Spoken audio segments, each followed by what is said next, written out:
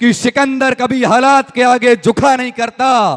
तारा टूट भी जाए तो जमीन पर गिरा नहीं करता। गिरती है हजारों दरिया समंदर में, लेकिन कोई समंदर किसी दरिया में नहीं गिरता, लेकिन कोई समंदर किसी दरिया में नहीं गिरता। ऐसे क्रांतिकारी राष्ट्रीय लोकतांत्रिक पार्टी के युवा कार्यकर्ताओं को कि जोश को मेरा सलाम, बुजुर्गों के चरणों में मैं कोटिश वंदन करता हूं। जब हनुमान बेनीवाल भारत की सबसे बड़ी पंचायत लोकसभा के अंदर खड़े होकर बोलते हैं तो राजस्थान ही नहीं पूरा भारत ये टकटकी लगा के देखता है कि ये नागौर का बेटा, तेजाजी का भगत, राजस्थान का गर्व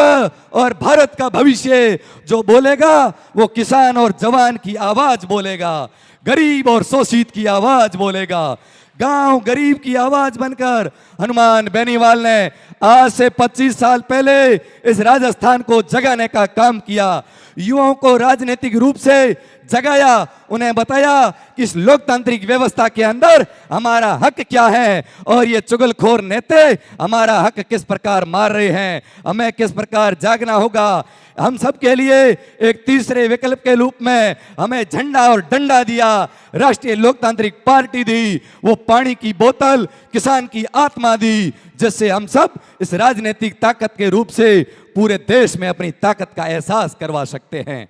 मैं बात करूं हनुमान बेनीवाल की, जब दुनिया में इस भारत के अंदर जब किसी शोषित पीड़ित पे अन्याय होता है तो पूरा देश हनुमान बेनीवाल की तरफ देखता है। मैं बात करूं किसान आंदोलन की, जब किसानों के 3 कानून बिल लाए गए, काले कानून लाए गए, तो पूरे देश ने हनुमान बेनीवाल से निवेदन किया, बेनीवाल जी आप मोदी जी की परोसी हुई थाली को ठोकर मार के बाहर आओ और किसानों को ताकत दो। धन्यवाद देता हूं उस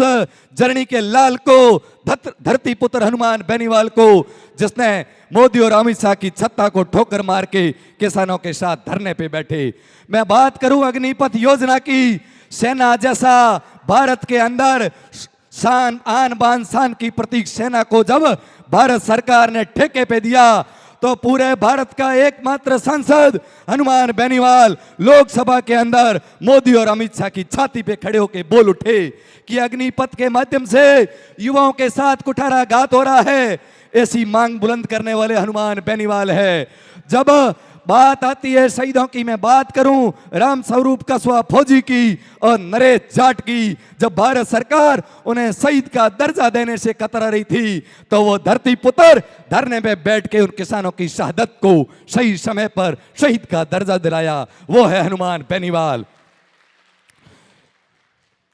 असम से लेके इधर गुजरात तक, कश्मीर से कन्याकुमारी तक हनुमान बेनीवाल के युवाओं की वो फौज हमेशा न्याय, हनुमान बेनीवाल भारत के किसी भी कोने में न्याय के लिए सबसे तत्पर रहते हैं और उस हनुमान बेनीवाल की लोकप्रियता के कारण पूरे राजस्थान का नाम हिंदुस्तान में बड़े गर्व और गौरव से लिया जाता है। तो हमें फक्र होता है कि हम उस पार्टी के सिपाही हैं या उस नेता की विचारधारा को फॉलो करते हैं जो पूरे देश के अंदर एक लोकप्रिय जन नेता के रूप में उभर रहे हैं।